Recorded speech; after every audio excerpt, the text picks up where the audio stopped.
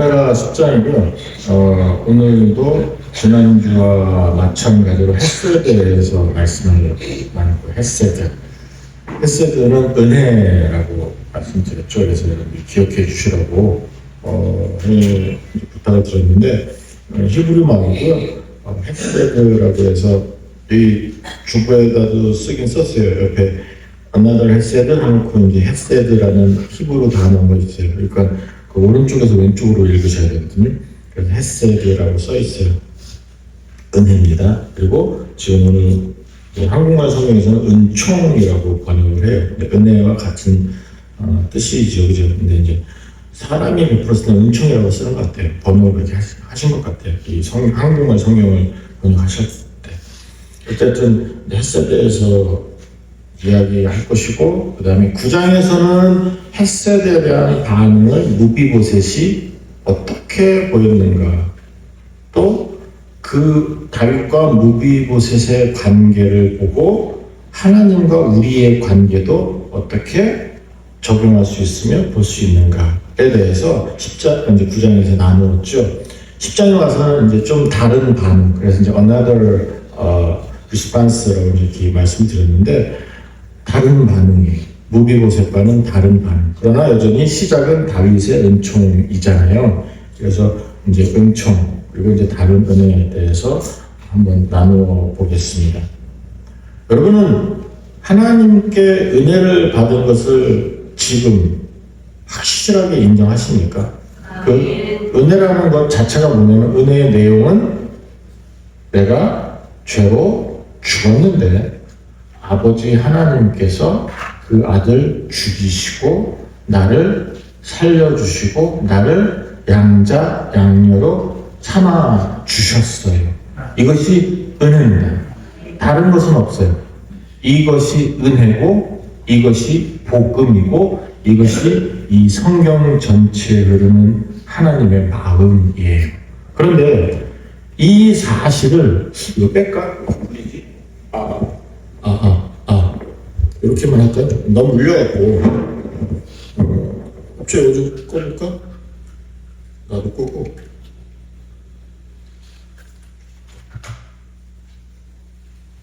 분명히 여러분은 지금 아멘 하셨어요. 알고 계신다고 이제 스스로 인정하셨습니다. 자, 무비보셋은 은총을 어떻게 반응을 보였어요? 분명히 무비보셋은 나는 왕의 식탁에 있는 것만으로 난 좋습니다. 물론 뭐 구체적으로 고백할 때는 언제냐면 은총을 입었음에도 불구하고 미안해서 나는 개 같은데 나는 그런 자격이 없는데 하면서 그런 겸손을 계속 보여주었지만 어찌됐든 중요한 것은 왕의 식탁에서 계속 같이 밥을 먹고 자기 아들도 같이 왕의 식탁에서 왕의 가족처럼 살게 됩니다. 그래서 당연히 또 성경은 적죠. 여전히 절름발이더라 이렇게 적습니다. 두 발이 다 절름버린다고 얘기를 하긴 했지만 무비보셋은 받아들일 때는 은혜를 알고 계속해서 그 은혜에 대해서 배신하지 않아요. 만약에 배신을 했다면 성경에 기록이 되었을 것이고 왜 나는 이런 반찬을 먹어야 돼? 왜 나는 쟤네들 같은 그러한 어떤 권력을 못 누리지? 자, 또는 내가 이제 왕의 자리에 앉았으니까 나는 가족이 되었으니까 나도 쟤네 같은 권한을 좀 누리고 싶은데 직분이라도 좀 받을까?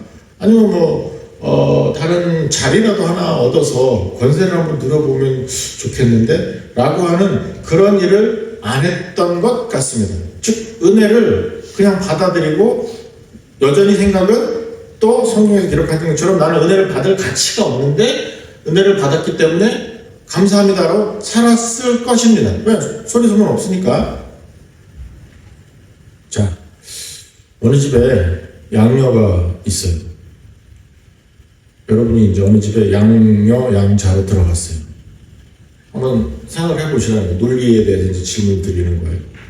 근데 어느 날 갑자기 우리 부모님이 친아들, 친딸을 찾았어요. 자, 그러면 내가 이제 양녀, 이제 양자로 오래 기간 살다가 갑자기 친아들이, 친딸이 이제 딱 튀어나오면 내가 갖는 생각은 어떤 생각일까요? 두 가지가 있겠죠. 어떤 기준으로 그런 두 가지로 나뉘어야 될까요? 지금 내 위치가 은혜냐 아니냐, 이것을 알고 있느냐 아니냐에 따라서 반응이 달라지겠죠. 그렇죠? 왜냐하면 지금 내가 누리는 것이 은혜라는 것을 알면 신딸이 왔다고 해서 문제가 생기질 않아요. 그리고 자기가 가지고 있는 어떤 권한을 나누어 준다고 해서 또는 돌려준다고 해서 거기에 대해서 전혀 다른 마음을 갖지 않을 거예요. 돌려줘. 전부 다 돌려줘. 왜? 진짜 아들이 있지만 나는 지금 내가 이렇게 사는 것 자체가 은혜이기 때문에. 근데 모른다면 그냥 쭉 와서 누리고 있는데, 즐기고 있는데, 그것을 그렇게 살고 있고 한데 처음에는 은혜인 걸 알았지만 이제는 뭐 그냥 내가 딸이에요, 내가 아들이에요. 근데 친아들 친딸이라고 갑자기 툭 튀어나오면 어떻게 됩니까? 빼앗기는 것 같겠죠. 돌려줄 수가 없겠죠. 항상 어떻게 하면 저것을 쫓아낼까 하는 그런 것들이 더 머릿속에 많아질 수밖에 없을 것입니다. 그죠? 이 비유가 어렵지는 않죠? 자, 은혜를 알면 나의 반응은 달라지는 거예요. 근데 은혜를 모르면 완벽하게 실질적으로 은혜를 모른다는 그 사실 자체가 이제 어떤 방향으로 가게 되냐면 나를 양자 삼아주신, 양자 삼아주신 부모에 대한 배신으로 가게 될 수밖에 없어요. 성도님들이 힘들어할 때, 오늘을 힘들어하고 신앙생활 자체가 색깔이 없을 때 또는 타협할 때, 그럴 때 보면 이제 이런 은혜를 잊었을 때에 나오는 반응들일 경우가 참 많습니다. 예수님을 믿으면 병 낫는다며요. 예수님 믿으면 부자 된다며요. 아무 일 안 일어나야 되잖아요. 왜 나한테 이런 고난이, 왜 나만 이렇게 고난을 겪어야 돼요? 왜 자꾸 사람들이 나를 힘들게 하죠? 아니, 이게 도대체 어쩌자는 거예요? 그러면 하나님이 나를 양자 삼아주신, 양녀 삼아주신 그 하나님이 이제 불편해지기 시작하는 거죠.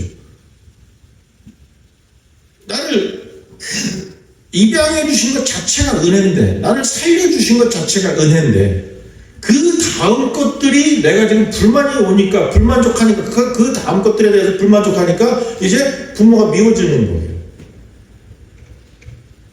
그쵸? 맞죠? 그죠? 지금 내가 사는 건, 나는 지금 내가 숨쉬고 사는 것 자체가 하나님의 은혜인가 이렇게 되면 되는데, 또 내가 하나님의 가정에 들어왔으니까 그 가정에 들어간 건 그것만이 전부가 다고, 나는 그냥 개였는데 죽었는데 벌레였는데 하나님의 자녀 삼아주시고 입양시켜 줬으니까 아버지 감사합니다 하면 좀 내 마음에 안 드는 일이 어마어마하게 많이 발생하고, 아니면 끊임없이 발생하더라도 그 가정 안에서 적어도 부모님에게, 입양해준 부모님에게 반발을 하거나 또는 불편해하거나 실망하지는 않을 겁니다. 그런데 우리는 어때요? 우리는 은혜를 잊으니까 피곤해지죠. 불평불만이 나오죠. 하나님이 편해하는 것 같죠.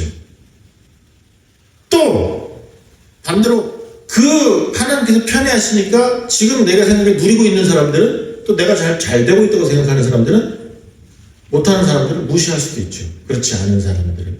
교회 안에서 이제 계급이나 어떤 차별이 나오는 이유도 그런 이유들이거든요. 근데 은혜를 모르니까, 하나님의 은혜를 모르니까. 또 다른 방법으로도 할 수 있어요. 왜? 하나님의 그 사랑을 내가 좀 사야 돼요. 안 쫓겨나려고. 양자인데, 양녀인데 안 쫓겨나려고. 왜? 친아들 들어왔으니까, 친딸이 왔으니까, 그런데 안 쫓겨나야 되잖아요. 그럼 어떻게 돼요? 그 눈에 들기 위해서 그 사랑을 사려고 목숨 걸고 몸부림을 치겠죠. 매일 울고 기도한다고 하면서 매일 불평하고 하나님과 가까워지다 하면서 다른 사람한테 보이는 어떤 덕을 쌓고 선을 쌓고 뭐 재물을 쌓고 뭐 교회에다 드리고 하면서 어떻게 하나님의 눈에 들까 하면서 막 최선을 다하는 거죠. 불편하잖아요. 불안하잖아요. 쫓겨날까 봐. 은혜를 모르니까. 하나님은 나 그런 것 보고 은혜를 베풀어 주시는 게 아닌데, 우리는 은혜를 잊으니까 그런 일이 발생하는 거예요. 그리고 그렇게 가르치는 교회들은 그래서 심하게는 솔직히 말씀을 드린다면 행위 구원을 이야기하면 저는 분명히 이단이라고 저는 생각을 해요. 근데 뭐 이제 아르메니안주의나 뭐 그런 신학이 아직은 그렇게 판명을 안 났기 때문에 그냥 가만히는 있는데 아무리 생각해도 성도들을 흔들어 버리는 것 같아요. 하나님의 은혜를 우습게 만들어 버리는 것 같아요. 하나님의 은혜를 싸우려고 만들어 버리고 하나님의 은혜를 강하게 내가 살 수 있다고 생각하고 하나님의 그 사랑을 내가 얻어낼 수 있는 어떤 능력이 있다고 착각하게 만드는 것 같아요. 아닌데 말입니다. 무비보셋은 다른 왕자들과 비교했을까요? 스스로를? 사람이니까 그럴 수도 있겠지만 무비보셋이 다른 왕궁의 자리를 신하의 자리나 아니면 뭐 권력의 자리에 탐냈을까요? 아니면 하나 더 나가서 자기 할아버지를 위해서 복수를 할까요? 결국에 너는 내 손에 죽는다. 속이고 있다가 어느 순간에 가서 이렇게 했을까요? 성경에는 기록이 없으니까 그렇게 안 해나 보죠. 그냥 절름발이로 살면서도 은혜를 누렸겠지요. 자기 아들까지 말입니다. 무슨 말입니까? 만족했죠. 그 상황 자체를 즐거워했죠. 은혜를 잊으면 그 반대 현상이 나타나는데 은혜를 알면 달라지겠죠. 그래서 계시록을 제가 말씀을 드릴 때도 첫 번째 교회가 에베소 교회죠. 들으신 분들은 기억이 나실 겁니다. 에베소 교회가 잘한 게 있는데 견딘 거 있어요. 근데 잘못한 게 하나가 있었어요. 뭐냐면 첫사랑을 잃어버렸대요. 첫사랑. 표현이 그렇습니다. 잃어버렸대요. 첫사랑. 그러니까 어떤 일이 발생합니까? 이제 견디는 것에 문제가 발생하고 그 다음에 이단에 대해서도 조금 허용하는 마음이 생길 수도 있으니까 이제 거기에 대해서 이제 단도리를 하는 게 첫 번째 그 에베소 교회에 향한 예수님의 마음이셨거든요. 오늘 어떠세요? 하나님에 대한 그 사랑, 나 살려주시는 것, 그게 중요하십니까? 아니면 살려주셨으니까 이제 먹고 살게 해주세요. 건강하게 살게 해주세요. 권력 좀 얻게 해주세요. 우리 자식들이 잘 되게 해주세요.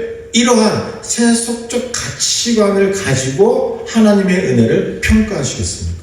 오늘 그것이 바로 예수님을 믿느냐 안 믿느냐, 성경적으로 믿느냐 안 믿느냐의 그 차이라고 저는 생각을 합니다. 은혜, 여러분 기억하고 계십니까? 무비보셋은 잊지 않았습니다. 근데 10장에 와서 또 은총을 베풀어서 다윗이 그 암몬의 그 왕이 죽고 그 다음 아들이 왕이 되니까 그 암몬 왕 8장에 나오는 그 국가들이고 다윗이 계속해서 은혜를 베풀어 주었거든요. 특별히 이제 암몬 같은 경우에는 신명기에서 하나님께서 말씀하셨어요. 암몬은 건들지 말아라. 암몬이 어느 민족이에요? 그 아브라함의 조카 롯의 후손입니다. 그래서 롯이 술 먹고 자고 있는데 그 딸들이 와서 롯하고 동침해서 아들을 낳았는데 그 아들이 이제 암몬 자손이 되거든요. 그 암몬이니까 그러니까 어쨌든 연결이 돼 있잖아요, 이스라엘과. 그래서 암몬은 건들지 말아라 하면서 암몬은 북쪽이면서 그 요단강 동편이에요. 이제 거기에 위치하고 있는 나라예요. 그러니까 바로 북쪽은 이미 이제 끝났죠. 아람도 있고 그다음에 소바왕이라 그래갖고 저기 유프라데스가까지는 큰 왕국의 왕도 있고 했었잖아요. 그리고 그 8장을 전혀 처음 듣는 듯한 눈빛이지만 어쨌든 8장이 있어요.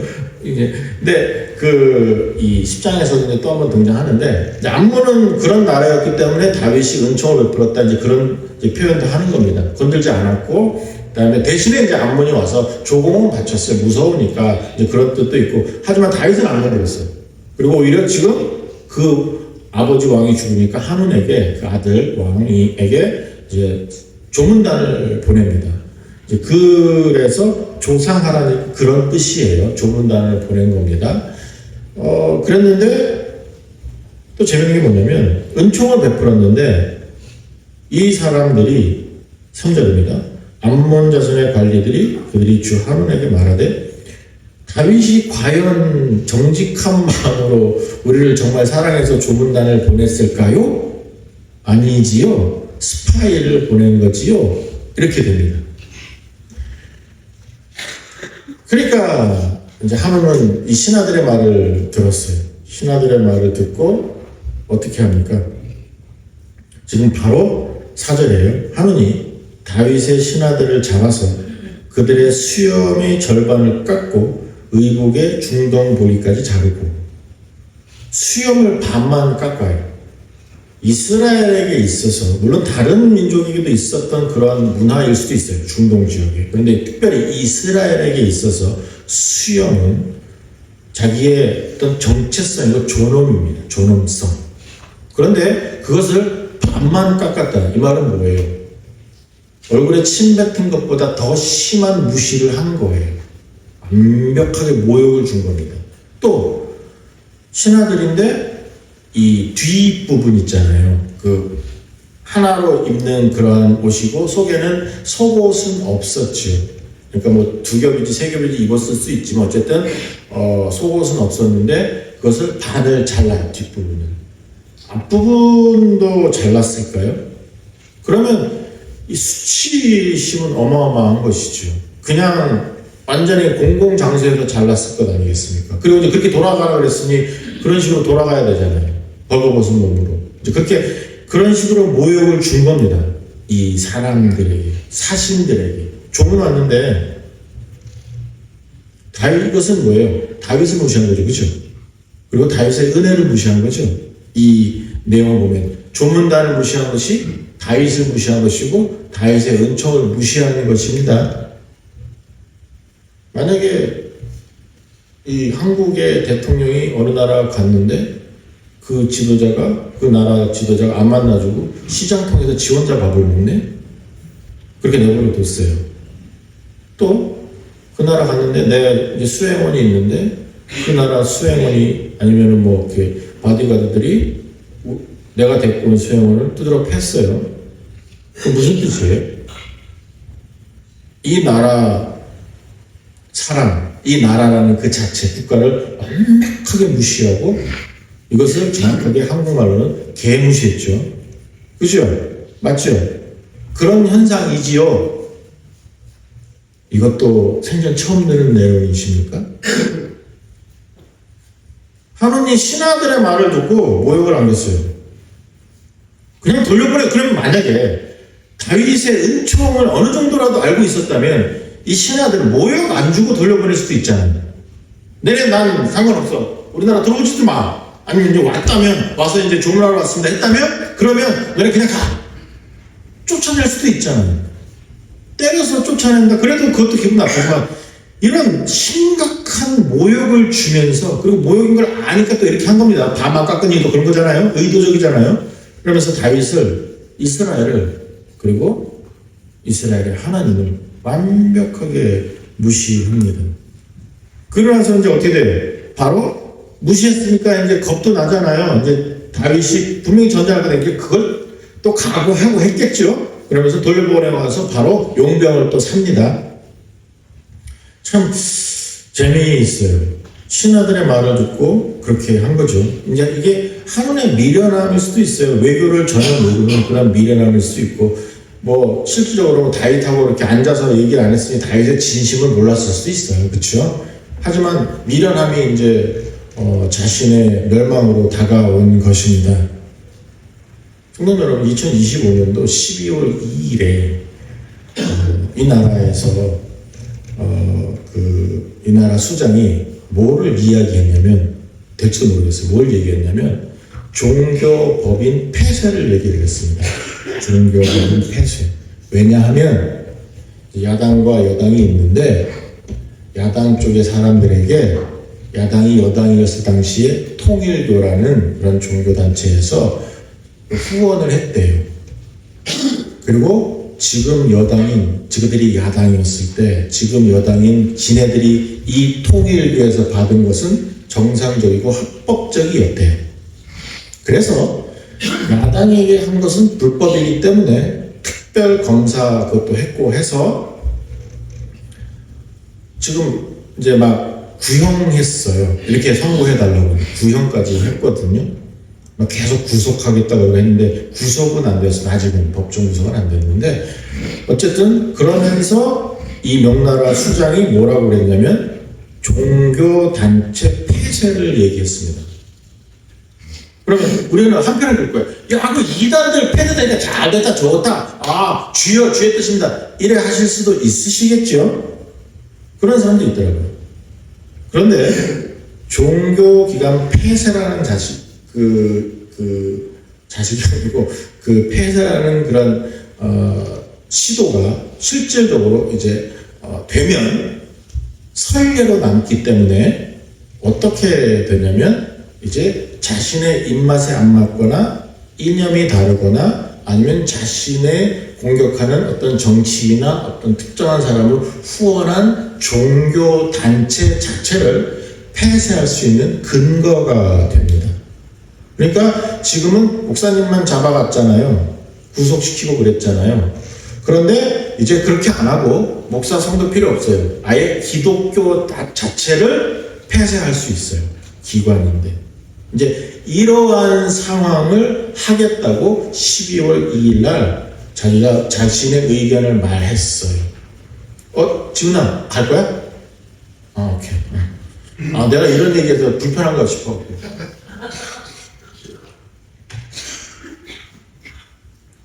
종교단체는 국가가 건드려서는 안 됩니다. 종교 분리이기 때문에.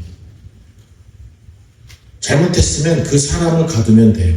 세월호 때 구원파들은 사람들을 건드렸어요. 그래서 사람들을 다 잡아갔죠. 그렇죠? 세월호 때 구원파들이 전 모든 사회에 딱 이렇게, 그것도 높은 자리에 있으니까 그 사람들을 구속했고 그 사람들을 감옥에 보냈거든요. 그러나 그 구원파라는 어떤 종교단체는 건드리질 않았어요. 근데 이번에는 건드리겠대요. 그러면서 선례를 남기고 싶은 거지요. 제가 왜 이렇게 말씀드리냐면 절대로 명나라 수장 이 사람이 이단 감별사는 아니잖아요. 즉 종교에 대한 공격, 이 사람은 지금 생각하는 게 종교에 대한 공격이거든요. 종교의 공격을 제일 잘하는 사람이 누굽니까? 지금 현재 2025년도에 그리고 지금까지 종교단체를 폐쇄한 사람이 누굽니까? 딱 두 사람밖에 없어요. 시진핑하고 레닌이요. 쿠바도 안 그랬고요. 러시아에서도 그 러시아 종교 안 건드렸어요. 근데 소련 때 지금 중공에서 종교단체를 완벽하게 폐쇄하고 있고 건드리고 있습니다. 전 세계 어디에서 공산국가라도 종교단체를 건드리는 국가는 없습니다. 없었고 단 한 번도 없었고 앞으로도 모르겠습니다. 그런데 한국은 하겠대요. 한국이 옆에 말 듣고 움직여서 이스라엘의 그 사신들을 조문단을 그렇게 모욕을 주었거든요. 이 사람은 뭐 옆에 사람 말 들었겠어요. 지 생각이지. 그런데 여러분은 제가 왜 이 말씀을 드리냐면 머지않았습니다. 2026년도에 실제로 교회 폐쇄가 아니라 기독교 폐쇄가 될 수도 있어요. 아니라고요?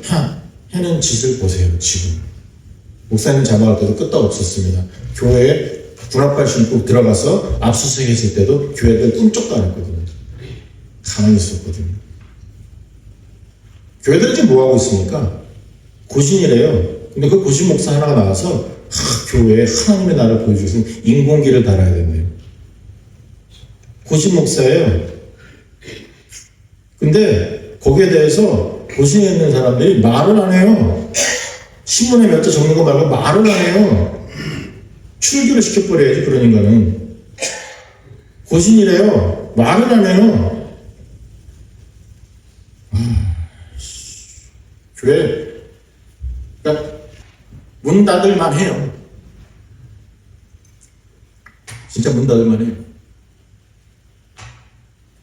북한이 6.25 때만 해도 그 전에는 일본인이 했으니까 모르지만 6.25 때 장로교회만 정말 전라도 지역에서만 200개 교회를 불태웠고요. 실질적으로 제암리 같은 그런 일들은 수없이 있습니다. 사람 가다 놓고 불태워버리는데 성도도 가다 놓고 그건 일본이 했잖아요. 그때 200명이 죽었습니다. 그 제암리에서 20명도 아니고 그런데 애기들까지 깐난쟁이들까지. 근데 그런 일들을 전라도에서 수없이 벌였습니다. 사람들 얼마나 많이 죽인 줄 아세요? 특별히 장로교 신자들 전라도에는 장로교가 많았으니까 얼마나 많이 죽인 줄 아세요? 공산당 아이들이? 빨치산들이? 교회들이 그런데 그 인문계를 달아야 된대요. 하나님 나라를 위해서 우주적으로 다 받아들여야 되니까 태극기 걸고 성경이 걸면 안 되니까 인문계 갑시다. 이런 말이야 방구야 이런. 여러분들 정말로 교회가 좀 무너졌다고 생각해요. 정말로 이건 아니에요. 교회가 이건 아니에요. 기장에서 카톨릭 신자가 있으면 모르겠어요. 고신목사가 이러니까 정말 할 말이 없어요. 한 분이 헛짓을 했어요. 신하의 말 듣고 그렇게 했어요.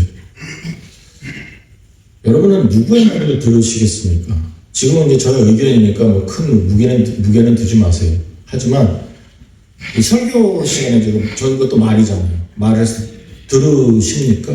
여러분 설득하는 것도 아니에요. 저는 그냥 정보를 드리려고. 그랬을 때 어느 정도만큼 들으실 수 있습니까? 그리고 여러분의 일상에서 판단이 이 말씀으로 좌지우지 될 만큼 말씀을 귀하게 여기실 수 있으십니까? 아니면 그냥 지나가는 시간에 마이동풍이 되고 그냥 뭐 너는 얘기하라 나는 한다 또 언제나 끌라나 이러한 쪽으로 설교를 들으시거나 하시는 건 아닌지 누구 말을 들으시겠습니까? 물론 성령님이 하셔야 되는 거예요. 하지만 여러분의 태도도 마찬가지거든요. 들을 귀 있는 자들은 들으라. 그래서 말씀하시는 거예요. 굳이 계속해서 말씀하시고 성령님이 역사하시고 성령님이 움직여 주실 거예요. 그럼에도 불구하고 또 선포하십니다. 제발 들을 귀 있는 자는 들어라. 내 태도도 있는 거예요. 내 태도도 믿느냐 은혜를 아느냐 거기에 따라서 반응이 차이가 나는 겁니다. 하나는 몰랐으니까 이따위 짓을 하는 것이죠. 그죠? 그래서 하나님이 이제 실패했기 때문에 전쟁을 해야만 했습니다. 그리고 이 6절에 보시면 다윗에게 미움이 된 줄 알고 알았어요. 그래서 암몬 자손들이 사람을 보내서 아람과 소바산 이 8장에 등장했다 그랬죠. 이 사람들을 다시 모아서 같이 전쟁합시다. 용병을 샀어요. 그때입니다. 그때 바로 7절 꼭 기억해 주세요. 7절 다윗이 듣고 요압과 용사의 온 무리를 보내며 이게 성도의 자세입니다. 요압과 용사의 온 무리를 보내며 다윗이 움직였을 때 하나님이 움직였을 때 나타나는 모습이고 성도들의 반응이 은혜를 모르는 인생들을 만났을 때 나오는 반응이에요. 용사들이 등장합니다. 전쟁을 위해서. 그렇다고 제가 이 7절 보고서는 자 이제 우리 다 같이 일어납시다. 길거리로 나갑시다. 대한민국 만세 합시다. 뭐 태극기 그런 거는 아니에요. 그게 아니라 은혜를 알자고요. 은혜를. 용사가 되는 것은 뭐예요? 믿음의 힘이거든요. 그 에베소서에서도 나오죠. 빌립보서입니까? 구원의 투구하고 나오는 게 어디예요? 갑옷을 입어라 했을 때. 근데 거기에서도 무기는 하나예요. 성령의 검. 후드는 게 아니잖아요. 그 검이 어떤 거에서 또 말씀의 검이라고 또 설명이 되죠. 그건 히브리서에서 나오는데 말씀의 검이라고 나오는데 그것을 보시면 우리가 후들어야 되는 것, 우리가 용사로서 잘해야 되는 게 뭐냐면 결국에는 말씀이에요. 용사는 맨투맨으로 싸울 수 없습니다. 무기를 들어야 돼요. 그리고 그 무기는 말씀이에요. 그것이 저희 아버지 설교를 오후에 말씀하신 설교를 이제 계속 듣거든요. 이제 숏 라이프로 또 뜨고 하니까 사명교회에서 이제 또 올려주시니까 요즘 성도님이 이제 유튜브에 올려주시니까 제가 듣는데 그 몇 주 전에 말씀하신 게 또 생각나더라고요. 그게 눈에 확 들어왔어요. 뭐라고 말씀하셨냐면 말씀에 우물을 파라 이렇게 하셨더라고요. 그 표현 멋있지 않아요? 살려면 정말로 평소보다는 아무래도 코딱지만큼이라도 더한 힘을 써야 되지 않아요? 그죠? 말씀에 우물을 파라. 그게 여러분이 부탁하는 그런 말씀이셨거든요. 용사가 되기 위해서는 아니면 어떤 자리에 전문가가 되기 위해서는 어떻게 해야 돼요? 집중해야 되고 힘을 쏟아야 되죠. 그렇죠? 여러분 용사가 되세요. 하나님 동원하시는 용사가 되셨으면 좋겠습니다. 하나님이 쓰실 수 있는 용사가 되세요. 그 방법은 딱 하나밖에 없어요. 딱 하나. 말씀을 자유자재로 쓰시는 거예요. 여러 가지 방법이 있다고 없어요. 말씀밖에 없어요. 성도가 이 땅에서 살아남고 이길 수 있는 방법은, 저는 죄 없는 세상에서 성도로 살아가면서 정말로 죄 안 짓고 살아갈 수 있는 방법은 하나밖에 없어요. 말씀입니다. 말씀의 전문가가 되세요. 아주 깊은 눈으로 파듯이 말씀을 파보세요. 말씀을 내 뼈에 새기세요. 그것이 우리가 생존하는 방법이에요. 그것밖에 없어요. 여러분은 지금 전쟁통 속에 떨어진 거예요. 그리고 지금 이 땅은 더 심한 전쟁이 벌어지고 있습니다. 그리고 끊임없이 공격하고 있고 짐 누르고 있어요. 그런데 항복하시겠습니까? 그러면 많은 부분에서 교회들이 항복했거든요. 성도들이 이미 항복했거든요. 손 들고 나가고 있거든요. 살려주세요. 백기 흔들고 있거든요. 아니면 뭐 인공기 흔들든지 하겠죠. 그때 어떻게 하시겠습니까? 말씀밖에 없어요. 저는 그래서 7절을 제가 부탁을 드리는 거예요. 다윗이 듣고 요압과 용사의 온유를 보입니다. 앞에서 분명히요. 보세요. 암몬 사람들이 아람 사람과 소바 사람, 보병 2만과 마아가 왕과 그의 사람 1,000명과 독사람 12,000명. 그 북쪽에 있는 왕국을 전부 다예요. 고용했대요. 그 적을 듣고 이제 다윗이 알면서 뭐라 그랬어요? 자기의 용사들을 보냅니다. 온 무리를 보냅니다. 용사의 온 무리예요. 모든 사람 그냥 마구 땡겨갖고서는 뭐 징정해서 보는 거 아닙니다. 용사의 온 무리예요. 그럼 수적으로는 아무래도 이들과는 좀 아니지만 그러나 용사를 보냈어요. 대항하는. 뒤에 보시면 또 결국에는 이 요압도 이기고 다윗이 한 번 더 전쟁을 하거든요. 하닷헤셀이라고 8장에 나오잖아요. 소바와 이제 그 사람과 또 전쟁을 했었더니 다윗이 이기죠. 그러면 여러분 용사 되세요. 하나님의 은혜에 반응하는 방법이 이겁니다. 아버지 안에서 철저하게 여러분이 살아남을 수 있는 방법이 이 부분이고, 전쟁에서 승리할 수 있는 방법도 이 용사되는 것입니다. 그리고 하나님은 이 용사들을 동원하기를 원하십니다.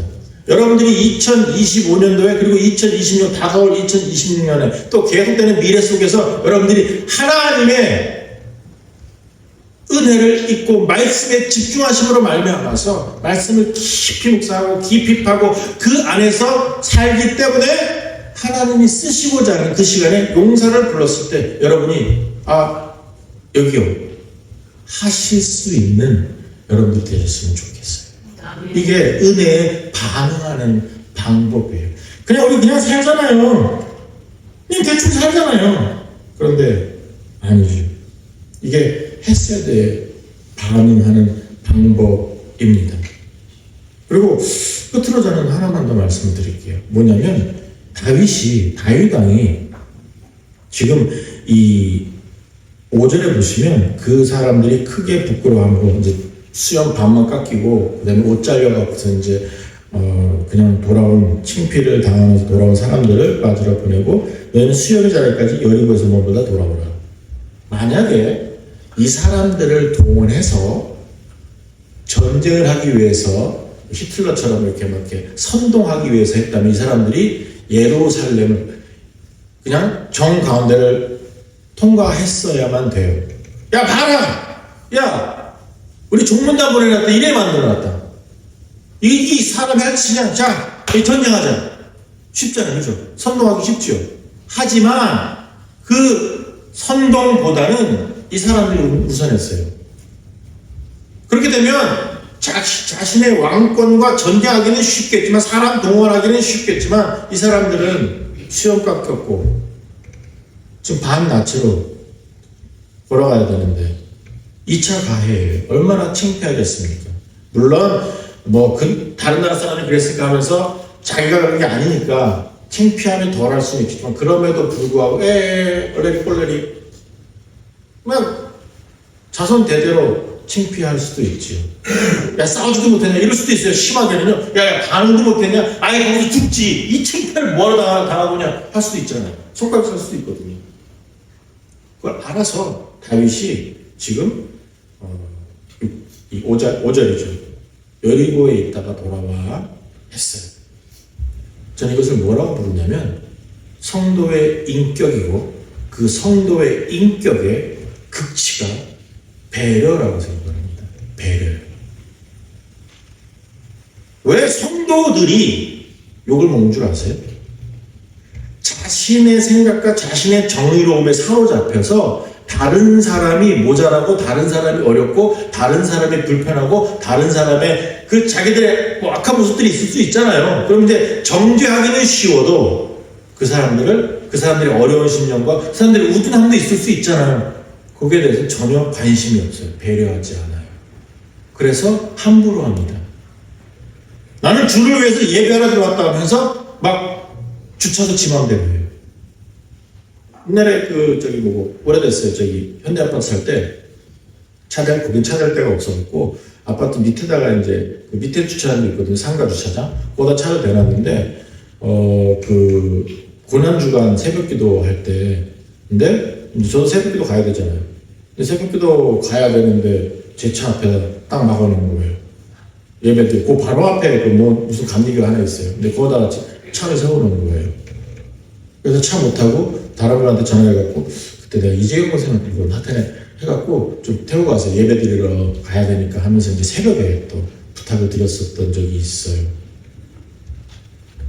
그 사람은 떳떳하겠죠. 평생 주께 감사하겠죠. 새벽에 왔는데 나는 주를 위해서 사는데 그건 뭔 상관이고 이래 되는 거죠. 그죠? 인격의 문제라기보다는 사고의 문제일 수도 있는데 성도 여러분, 우리 사명교회 성도님들은 오늘 이후부터 부탁드리겠습니다. 이건 저의 부탁이에요. 성도가 성도로서 가장 잘 나타나는 모습.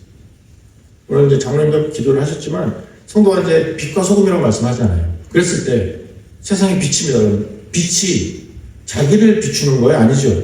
남을 비춰주는 거지요. 다른 사람을 밝게 해줘야 되는 것이죠.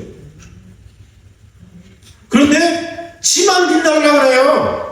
나는 빛이니까 내가 소금이니까 하면서 내가 뭐 해보려고 그래요. 나는 썩지 않게 아니지요. 다른 것들이 썩지 않게 하는 것이지요. 다른 것들을 밝게 해주는 것이죠. 세상을 밝게 해줘야 되죠. 이게 뭐예요? 배려입니다. 근데 그것을 착각을 해요. 내가 밝혀준다. 내가 썩지 않게 한다 하면서 내가 더 중요해. 나는 빛과 소금이 하면서 자기가 빛됨을 자기가 소금됨을 그것만 강조를 해요. 실질적으로 비추질 않아요. 왜? 불편하니까, 어려우니까, 우스우니까, 가소로우니까. 내가 보기에 내가 더 나은데, 나는 주의 일을 하는 사람인데. 이제 이렇게 사니까 세상 사람들은 어떻게 해요? 당연히 손가락질 하죠. 왜? 자기들 불편하니까. 어려우니까. 괴로우니까. 상관 안에 어디 가셨어요? 차 몰고 가셨어요. 주차를 해야 돼요. 주차 들었거든요. 그러면 어떻게 하셔야 돼요? 여러분은 여러분이 불편해지세요. 제일 먼 데가 되든지 아니면 아예 차 안 갖고 가든지.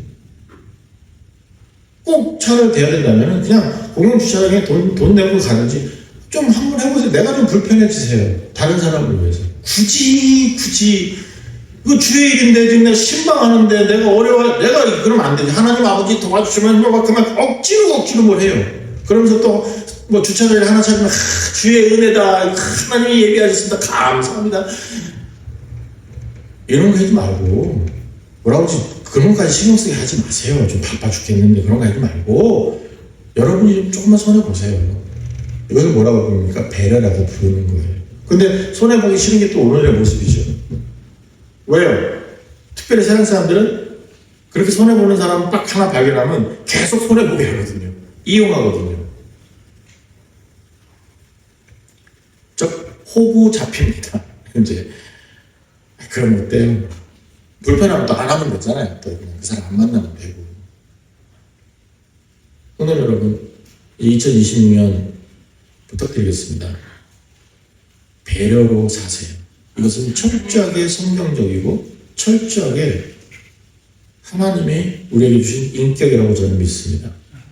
다른 사람의 사정도 알고. 그래서 저희 아버지 목사님이 자주 쓰시는 단어가 있어요. 역지사지 이렇게 하셔요. 근데 그 이상으로 그냥 내가 손해보세요.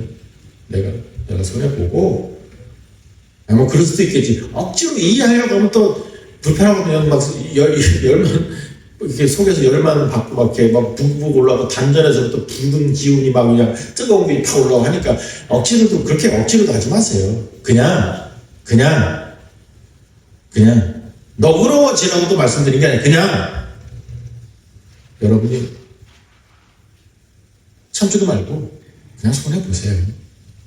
그리고 나 손해보고 싫다 안 하시면 돼요. 아시겠어요? 그 어떤 일이든지 나 손해보는 거 싫어 하지 마세요. 그 차 되는 거 나를 안 해. 그럼 그 만남 차 때문에 만나지 마세요. 생과 사를 가르는 문제라면 손해보시고, 제가 억지로는 하지 마세요. 다른 사람 불편하게 하지도 마시고. 그런데 그렇게 안 하고 살려고 하니까 막 길 한가운데다가 차 막아놓고, 어떤 사람은 2차선이에요. 근데 길 한가운데 쫙 세워놓고 갑자기 없어진 거예요. 열받잖아요. 보통은 죄송하지만 이제 여성분들이 잘 그러시더라고요. 여성분들이 그 자기 권한을 생각해서. 그래서 아니 아줌마 왜 그랬어요? 그러니까 아줌마가 탁 나오면서 아니 칫솔 하나 사러 갔는데 뭐 이렇게 빵빵거려요. 이래 나오는 거예요. 실제 있었던 일을 제가 말씀을 드리지만 꾸며낸 얘기는 아니지만 하여간에 뭐 매일 벌어지는 아닐 수도 있어. 매일 벌어지는 일은 아닐 수도 있는데, 설마 그 사람이 어느 교회 권사라면, 또는 교회 물건 급하게 살 게 있어갖고 주일날 가다가 급하게 하려고 불법 주차를 했어요. 다른 사람 길 먹었어요. 정말 그런 일 많아요. 우리 권사님들이 사명교회 말고 다른 저기 마전동이나 그런데 감리교회 권사들이 그런 사람들이 있었어요. 우리 교회는 아닙니다. 또 여러분이 아는 그런 권사님 아니에요. 예화는 예화로 들읍시다 정말. 근데 어쨌든 근데 그냥 운 없게도 권사네. 정말로 운 나쁘게도 또 어느 교회 장로네. 아이고. 이러면 골치 아프잖아요. 그치요? 그래서 컵쇼에서 어마어마하게 떠들어요. 근데 뭔 얘기 하나 봤더니 주일날 무슨 밥 하냐 그 얘기가 나오는 거예요. 시끄러워 죽겠는데. 우리 이리아 그 커피숍 없어졌거든요. 내가 안 가니까 없어졌더라고. 정말로. 거기 좁아갖고 근데 또 우로 아래로 교회가 있어요. 오늘 지하철 타고 있는데 제가 한번 말씀드렸죠. 진짜 목도한 거예요. 제가 어이가 없어서.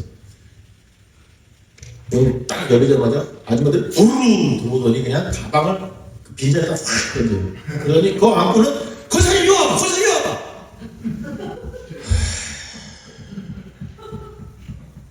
그래서 제가 밖에 나가서는 저는 그냥 사장님이라고 부르라고 제가 말씀을 드렸죠. 여러분도 스스로 그냥 언니 오빠 하세요. 그게 좋은 것 같아요. 옛날에 내가 그것도 싫었는데 이제는 그냥 언니 오빠 하세요. 그냥 오빠는 별로다 그죠? 언니 동생 하세요. 권사님 집사님 하면서 그냥 지하철을 떠들어대고 막 나요. 아니야. 그리고 목사님이 싫어하니까 일요일날 그렇게 해봐. 땀만 빼. 그리고 그 동생 있잖아. 동생 집사님한테 해봐봐. 아니 그렇게 말고 내가 더 맞아. 내가 해. 그래 우리 다 또 모이자. 금방 가. 기도할 때 또 제목 내야지. 그래 오케이. 들어가. 이 정도 목소리로 지금 지하철에 통화하는 거 지금. 도라니 싶기도 하네.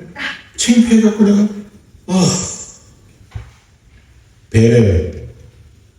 배려 인격입니다. 인격. 정말 이게 인격입니다. 이거는 뭣도 모른다고요? 그렇게 해왔다고요? 습관이라고요? 네, 습관도 바뀌어야 돼요. 인격적으로 우아하게. 성도의 인격은 배려입니다. 오늘도 내일도 잊지 마세요. 전 다윗의 이 모습을 보면서 너네 여리고에 있어. 그냥 그럴 수 있는 게 아니에요. 다윗이 충분히 왕으로서 그렇게 안 해도 돼요. 이 사람들도 다윗이 그렇게 안 해도 큰 다른 마음 안 가질 수도 있어요. 하지만 눈이 열리고 있다고 봐. 얼마나 부끄러웠어. 이 열리고 있다고 봐. 성도 여러분, 2026년도 이제 살아가실 거예요. 말씀이 결론이에요. 은혜에 반응하는 거. 두 가지라고 말씀을 드렸죠. 은혜를 알면 더 이상 딴 거 안 바래요. 은혜를 모르면 댐입니다. 오해하죠. 특별히 성도라면 불평하죠. 불만을 갖죠. 은혜를 모르면 인격적으로도 변화가 안 됩니다. 난 배려요. 천만의 말씀이죠. 나만 중요한데? 나만 잘 믿는데? 나만 똑똑한데? 내가 교회생활 얼마나 했는데? 내가 헌금을 얼마나 했는데? 내가 얼마나 기도했는데? 그것만 중요한데요 지금? 다른 사람이요? 다 웃기죠. 의견이요? 천만의 말씀이죠. 다 내미치죠. 필요 없죠. 배려요? 나를 오히려 올려야죠. 내가 더 관심 받는 것이 옳다는 것이 인격적으로 막 용솟음 치게 되는 거예요. 그것은 마귀짓입니다. 하나님의 인격은 배려하는 것입니다. 잊지 않으셨으면 좋겠습니다. 2026년도에는 이제 우리 성도님들 부탁드리겠습니다. 은혜를 아는 성도답게 살아주셨으면 좋겠습니다. 그리고 그 방법을 하나라고 말씀을 드렸죠. 말씀. 그래야 하나님의 인격도 생겨나는 것이거든요. 그 일을 이루어내셔서 성도다운 빛된 성도, 소금된 성도의 삶을 매일매일 이뤄내셨으면 여러분이 되시기를 주님으로 간절히 축원합니다. 자비하신 하나님 정말 감사합니다. 주님의 이름으로 또 말씀 받았습니다. 하나님의 이름으로 모인 하나님의 백성들, 하나님의 은혜로 그 은혜 알아서 우리 하나님의 백성들 아버지 시간 안에서 주시옵소서. 말씀 들려주셨습니다. 이제 그 말씀 듣게 해주시고 믿게 해주시고 말씀으로 살 수 있는 큰 은혜 우리 주님 시간 베풀어 주시옵소서. 하나님이 허락하신 하나님의 인격 소야를 소원하면서 내주시겠사오니 하나님 도와주시고 그 인격으로 살아갈 수 있는 능력도 우리 주님 시간 베풀어 주시옵소서. 예수 그리스도의 이름으로 간절히 기도했습니다.